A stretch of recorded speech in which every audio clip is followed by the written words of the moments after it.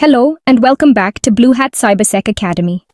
In this video, we will explore the next topic from Security Principles, which is included in Domain 1 of the Certified in Cybersecurity, or CC exam by ISC². And, it isn't just for exam preparation. It's also perfect for anyone interested in building a strong foundation in the world of cybersecurity. In this lesson, we'll explore number 1, governance elements, and number 2, the importance of governance elements. Make sure to watch till the end, because these topics are the foundations of cybersecurity. If you haven't already, subscribe to BlueHat CyberSec Academy. Your path to becoming a cybersecurity professional starts right here. Now, let's begin with our first topic, governance elements. Any business or organization exists to fulfill a purpose. Whether it is to provide raw materials to an industry, manufacture equipment to build computer hardware, develop software applications, construct buildings, or provide goods and services. To complete the objective requires that decisions are made, rules and practices are defined, and policies and procedures are in place to guide the organization in its pursuit of achieving its goals and mission. When leaders and management implement the systems and structures that the organization will use to achieve its goals, they are guided by laws and regulations. Now, let's break these governance elements down in more detail. Because regulations and laws can be imposed and enforced differently in different parts of the world, here are a few examples to connect the concepts to actual regulations. Regulations and associated fines and penalties can be imposed by governments at the national, regional, or local level. It is also common to be subject to regulation on several levels. Multinational organizations are subject to regulations in more than one nation, in addition to multiple regions and municipalities. Organizations need to consider the regulations that apply to their business at all levels, national, regional, and local, and ensure they are compliant with the most restrictive regulation.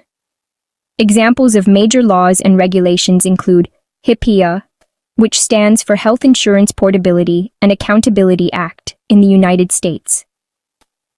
The Health Insurance Portability and Accountability Act of 1996 is an example of a law that governs the use of protected health information, or PHI, in the United States. Violation of HIPAA carries the possibility of fines and sometimes imprisonment for both individuals and companies. Another example is GDPR, or General Data Protection Regulation, in the European Union. The General Data Protection Regulation was enacted by the European Union, or EU, to control use of personally identifiable information, or PII, of its citizens and those in the EU. It includes provisions that apply financial penalties to companies who handle data of EU citizens and those living in the EU, even if the company does not have a physical presence in the EU, giving this regulation an international reach. All right, let's now discuss the standards that help enforce and guide these laws in practice. Organizations actually use multiple standards as part of their information system security programs, both as compliance documents and as advisories or guidelines. These standards cover a really broad range of issues and ideas, and they may provide assurance that an organization is operating with policies and procedures that support regulations and, widely accepted best practices. Now let's talk about some of the main standards organizations and the roles they play. First up, ISO, the International Organization for Standardization. ISO develops and publishes international standards on a variety of technical subjects, including information systems and information security, as well as encryption standards. They actually solicit input from the international community of experts to provide input on its standards before publishing. And just so you know, documents outlining ISO standards may be purchased online. Next, we have NIST, the National Institute of Standards and Technology. NIST is a United States government agency under the Department of Commerce and publishes a variety of technical standards, in addition to information technology and information security standards. Many of the standards issued by NIST are requirements for United States government agencies and are considered recommended standards by industries worldwide. NIST standards actually solicit and integrate input from the industry, and they're free to download from the NIST website. Then there's the Internet Engineering Task Force, or IETF. Thanks to the IETF, there are standards in communication protocols that ensure all computers can connect with each other across borders, even when the operators do not speak the same language. And finally, the Institute of Electrical and Electronics Engineers, or IEEE, also sets standards for telecommunications, computer engineering, and similar disciplines. So, next up is policy, which is basically informed by applicable laws and specifies which standards and guidelines the organization will follow. Policy is, broad but not super detailed. It really just establishes context and sets out the strategic direction and priorities. Governance policies are used to moderate and control decision-making, to ensure compliance when necessary, and to guide the creation and implementation of other policies. Policies are often written at many different levels across the organization. High-level governance policies are used by senior executives to shape and control decision-making processes. Other high-level policies are there to direct the behavior and activity of the entire organization as it moves toward its goals and objectives. Functional areas like human resources management, finance and accounting, and security and asset protection usually have their own sets of policies too. Whether imposed by laws and regulations or by contracts, the need for compliance might also require the development of specific high-level policies that are documented and assessed for their effective use by the organization. Once policies are established, they need to be put into action, and that's where procedures come in. Let's talk about those next.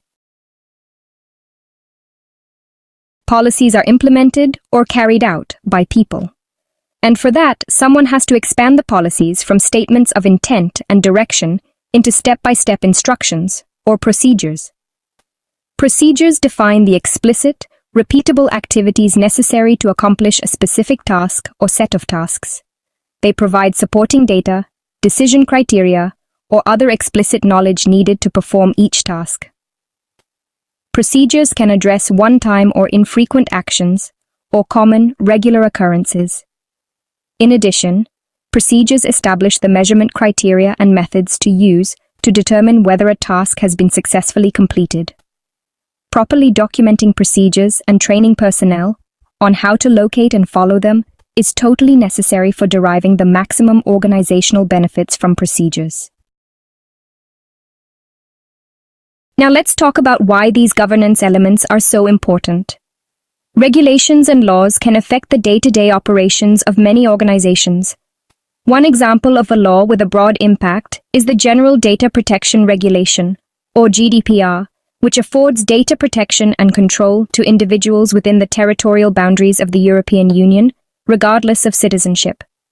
As another example, in the United States, patient medical information is governed by the Healthcare Insurance Portability and Accountability Act of 1996, HIPAA, and must be closely guarded from the information security perspective. A high standard of professionalism is expected in safeguarding data on the patient's behalf. Information security is based on trust and credibility. If something goes wrong, the stakeholders' trust evaporates, and the organization's credibility is damaged, sometimes without cure. HIPAA also carries significant criminal and financial penalties for non-compliance for both the organization and the individuals involved. Fortunately, there are published frameworks or standards to guide the organizational policies that support the compliance effort. Many departments or work groups within the organization implement procedures that detail how they complete day-to-day tasks while remaining compliant. Among these groups is the International Organization for Standardization, or ISO. ISO is an international standards body. One of the standards that ISO publishes is how to destroy data in a secure fashion. That's it for now. Thanks for watching. Keep the learning going by checking out the next video in the series. And if you haven't already, don't forget to like, share, and subscribe to BlueHat CyberSec Academy.